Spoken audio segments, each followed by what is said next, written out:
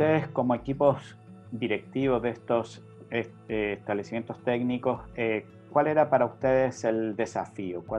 ¿Qué era, qué era Eh, lo que en principio pensaron o se eh, plantearon como desafío? sí, en primera instancia era mejorar el proceso de enseñanza-aprendizaje o técnicas de aprendizaje activo relacionados a la mejora de enseñanza-aprendizaje, resultado o producto de un resultado no tan bueno en unas evaluaciones que teníamos antes denominadas ser bachiller, las cuales ya no las tenemos porque se nos daba unos resultados muy puntuales a nivel nacional. Entonces, tú te podías comparar con los resultados generales y en base a eso dijimos, a ver, o ellos analizaron, esta es la situación que queremos mejorar, el proceso de enseñanza-aprendizaje en diferentes áreas. Bueno, y luego se determinó algunas técnicas activas para poderlas mejorar porque se había analizado largamente que posiblemente algunos docentes o la mayoría de docentes de las instituciones educativas están aplicando una metodología con tendencia tradicionalista.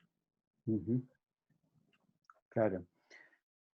Bueno, ahí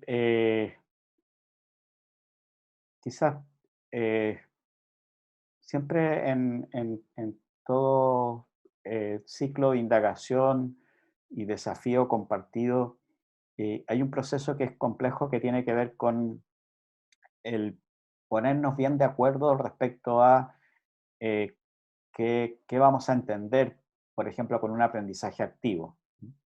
Y yo lo he visto también cuando se ha dicho, vamos a eh, adoptar un enfoque de tipo constructivista. Pero, ¿qué significa eso en términos eh, de si todos y todas las docentes comparten ese enfoque? ¿Cómo se lleva esto a la práctica? ¿Cómo se implementa? Eh, ¿Es igual un aprendizaje activo en un área tecnológica, en una especialidad que en otra? ¿Cómo se implementa por ejemplo, en el área administrativa, con un área más bien de eléctrica o de hostelería? En fin, estoy un poco hipotetizando, sí, pero creo que un aspecto importante tiene que ver con el eh, consensuar un lenguaje que nos verdaderamente nos aúne, ¿sí? Y el lenguaje sabemos que genera realidades, entonces creo que una parte importante de este desafío es justamente tratar de profundizar bien más que implementar un aprendizaje activo, primero que nada, saber bien qué se está entendiendo por esto y cuáles son todas sus complejidades y cómo poderlo implementar. Y en el caso técnico profesional, esto es muy relevante porque tiene que ver, a mi juicio, con cómo se conecta teoría práctica, cómo se conecta mi formación con lo que luego es mi ejercicio profesional. Entonces, creo que mi primera eh, cosa que surge de aquello que me comentas, Ricardo, sería eh, trabajar muy profundamente en torno a qué significa un aprendizaje activo y cuáles son todas sus complejidades y quizás necesitamos muchos datos para saber bien eh, qué tanto hemos hecho de eso y qué tanto no. Y mencionabas el tema de los resultados y yo lo que he visto es que el problema muchas veces de los resultados estandarizados es que nos llegan, pero nosotros no sabemos muy bien el porqué de esos resultados. Y a veces mejoran, a veces empeoran, pero tampoco sabemos muy bien el porqué. Entonces, creo que parte de estos datos es siempre tratar de buscar ciertos indicadores de resultados que nos permitan eh, mm, tener más incidencia sobre ellos, ¿sí? Porque a veces los cambios de los estándares con los cuales solemos ser evaluados son pequeños y son muy a largo plazo, pero para cuando uno está haciendo el trabajo del día a día necesita buscar ciertos indicadores que sean mucho más acotados y que tengan mucho mejor reflejo de las acciones que estamos llevando adelante.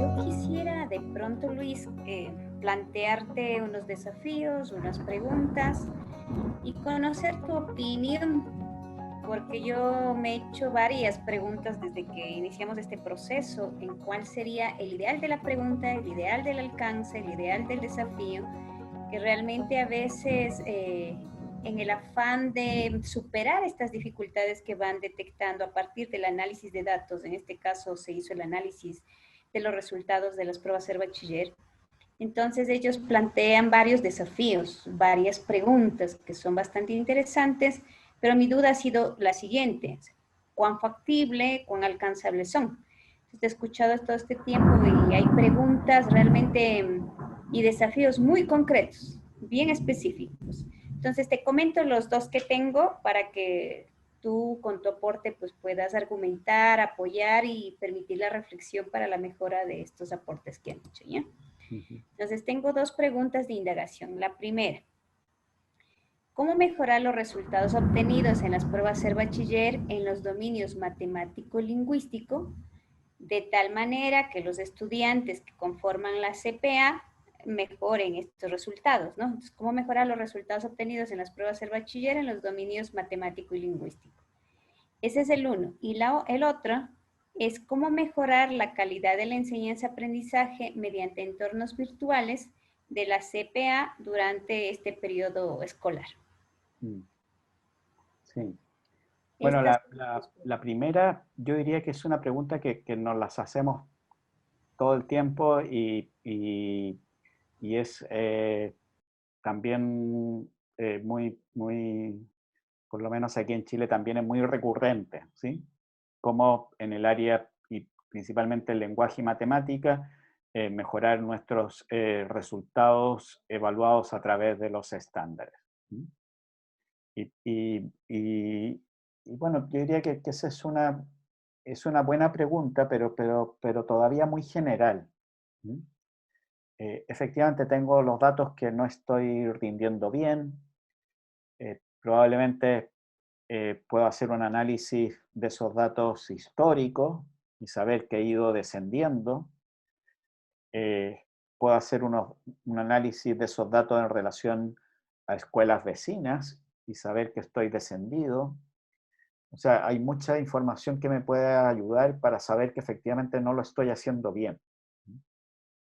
El problema es el cómo. Y cuando uno se hace la pregunta del cómo poder mejorar, entonces yo diría que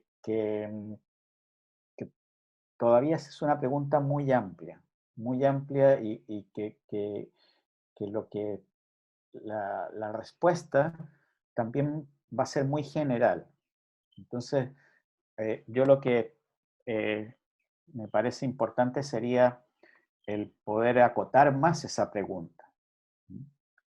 Y, y- y- y en la formación, por ejemplo, en, en el tema de las matemáticas, bueno, yo no soy especialista y esto, pero es muy importante la formulación de un problema y poder que los estudiantes entiendan bien el formular el problema y después toda la parte del desarrollo. Si se fijan, eh, de alguna manera, eh, el, el lenguaje y las matemáticas tienen bastantes puntos en común. Cuando uno en lenguaje piensa en escribir un texto, ese en sí es un problema, ¿sí? ¿Cómo lo voy a escribir?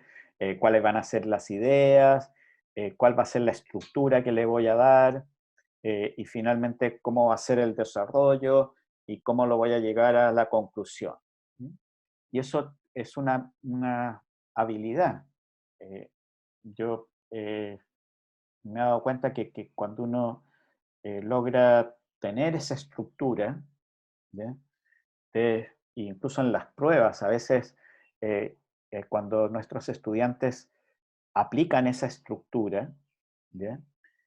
Que es el primero contextualizar, luego ir hacia el desarrollo y luego cerrar con una conclusión, eh, facilita mucho a ellos y a uno como docentes la comprensión y la corrección. Y entonces, pero a veces tienen muchas dificultades en eso. Y se van inmediatamente a la conclusión, pero no logran contextualizar el problema y así, ¿no? Entonces, eh, si logramos eh, bajar un poco el diagnóstico a aspectos más concretos respecto a, eh, a nuestro problema. Por ejemplo, oye, uno de los equipos con los cuales estamos trabajando tenía que, o planteaba como problema el tema de cómo desarrollar habilidades cognitivas en sus estudiantes. Y, pero, ¿de qué habilidades cognitivas estamos hablando? Porque podrían haber también habilidades metacognitivas y uno a la hora de entregarle una evaluación formativa podría entregar información en los dos niveles, en un nivel cognitivo y en un nivel metacognitivo que tendría que ver con tus procesos de aprendizaje y en entender en cómo estás aprendiendo esto. ¿Lo estás aprendiendo de memoria o lo estás realmente haciendo una reflexión en torno a él y estás llevándolo a una metacognición? Por ejemplo, entendiendo de por qué este contenido se relaciona con estos otros contenidos, en fin, ¿no?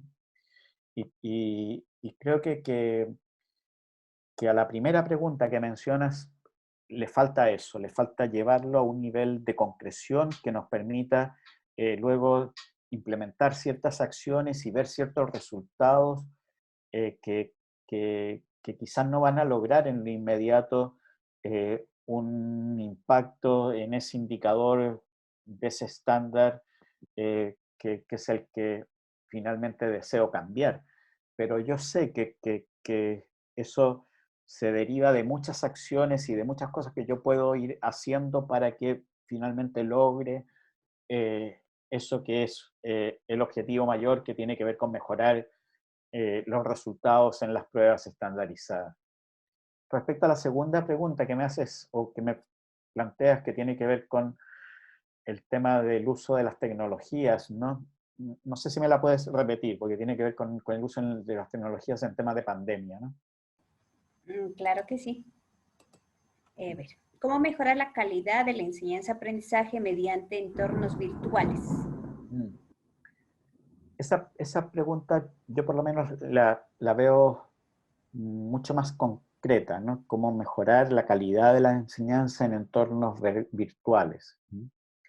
Y entonces, eh, esa pregunta me lleva como de entrada me lleva a pensar que la formación en un entorno virtual es distinta a la formación en un entorno presencial. Y que cuando estamos pensando en un entorno virtual, por ejemplo, una clase de hora y media presencial es muy distinto a una clase de hora y media virtual. ¿Ya? Tiene, tiene una estructura distinta, la clase debiera tener una estructura distinta. Y porque nuestra capacidad de atención en la virtualidad también es distinta. Entonces, eh, creo que esa pregunta es interesante porque de partida está como entrando en una toma de conciencia de que hay un desafío que tiene que ver con una nueva forma de enseñar y de que no es solo un cambio de pasar de la virtualidad a la presencialidad, sino que esto nos lleva a una reflexión respecto a nuestros procesos de enseñanza y aprendizaje distintos, ¿no? Y, y- y la veo más concreta. Creo que a partir de esa pregunta se pueden desarrollar, identificar, levantar muchos datos, mucha evidencia. eh, Incluso se podría preguntar a estudiantes respecto a cómo están utilizando los materiales que nosotros les estamos presentando en la virtualidad, eh, y, y- y desarrollar ciertas acciones que nos permitan también mejorar nuestro diseño formativo en la virtualidad. Por ejemplo, con actividades previas, actividades sincrónicas y actividades asincrónicas, actividades que podrían realizar posteriores, actividades individuales y actividades grupales. En fin, podría haber toda una metodología que nos llevara a cambiar nuestra manera de hacer clases.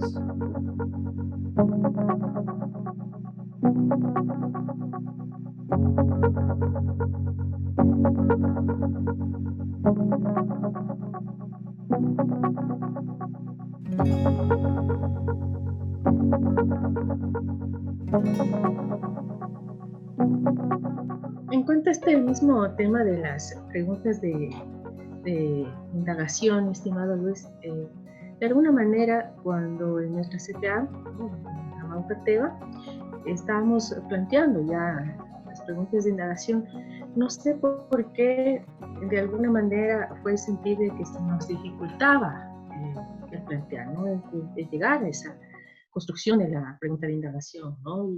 Y tal vez cada vez que otra vez la leíamos, ¿no? La analizábamos, íbamos un poquito cambiándola, ¿no? No sé por qué nos pasó eso, ¿no? Tal vez está dentro del proceso, tal vez porque eran nuestras primeras preguntas que estábamos planteando. No sé a qué nos llevaría eso, Luis, y tal vez a ustedes les ocurrió lo mismo o pasa lo mismo al plantear estas preguntas de indagación. Todo el tiempo. Todo el tiempo nos pasa lo que tú estás diciendo. Que esto es eh,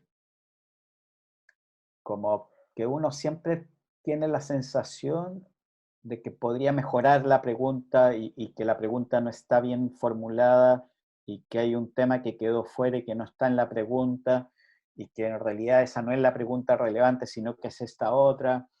Y yo te diría que mi experiencia es que esta es la fase más complicada, cuando uno formula la pregunta de indagación y que te quedas eh, conforme en términos de que hay un consenso respecto a que esto eh, tiene sentido para nosotros, esto nos motiva, esto no lo sabemos, esto lo queremos comprender. Ujú. Yo diría que esas son como las claves, ¿no? Nos motiva, es relevante, no lo sabemos, eh, y, y está a nuestro alcance hacer algo para conocerlo mejor, ¿no? Yo diría que eso es lo que va definiendo que sea una buena pregunta de indagación, pero lo que dices es muy común, ¿no? De que uno vuelve y vuelve y vuelve, y esto también, eh, yo diría que hay un sentido de, a ver, yo les comentaba que el ciclo es algo variable. ¿Mm? Entonces, si siempre nos quedamos pegados en la pregunta, de formularla y reformularla y reformularla, y, y- y, bueno, en sí el hacerse buenas preguntas ya es una acción, pero creo que en términos motivacionales siempre es bueno para un equipo eh, pasar a esta fase de la acción y sobre todo pasar a la etapa de empezar a ver si esa acción tuvo o no ciertos resultados. Entonces, si uno ve esto como un ciclo, yo diría que uno no tiene por qué llegar a la pregunta perfecta, ¿ya? Hazte una pregunta que lo que sí es importante es que estemos relativamente convencidos como para que eso sea motivante, ¿bien? Y que nos involucre a todos y que nos permita luego quizás volver a hacernos otra pregunta. No tenemos por qué hacernos una pregunta que responda a todo. Puede ser una pregunta muy sencilla que uno la vea incluso hasta que esto no es tan relevante, pero que puede generar luego grandes cambios. Por ejemplo, una pregunta que surgió en uno de los equipos era: ¿qué tanto nuestros docentes conocen a nuestros estudiantes? Y entonces la pregunta era esa, nada más, ¿no? ¿Qué tanto los conoces? Entonces, la primera acción fue preguntarle a los docentes qué sabían de sus estudiantes aparte del nombre. Y bueno, algunos docentes de algunos ni siquiera sabían el nombre, porque a veces uno tiene un curso de 40 y obviamente que sabes los nombres de 30, pero hay 15 que se te olvidan o no sé. ¿Sí?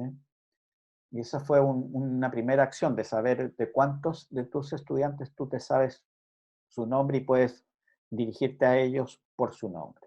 ¿Sí? Pero quizás es importante algo más, ¿ya? Porque para establecer un vínculo no me basta con saber tu nombre.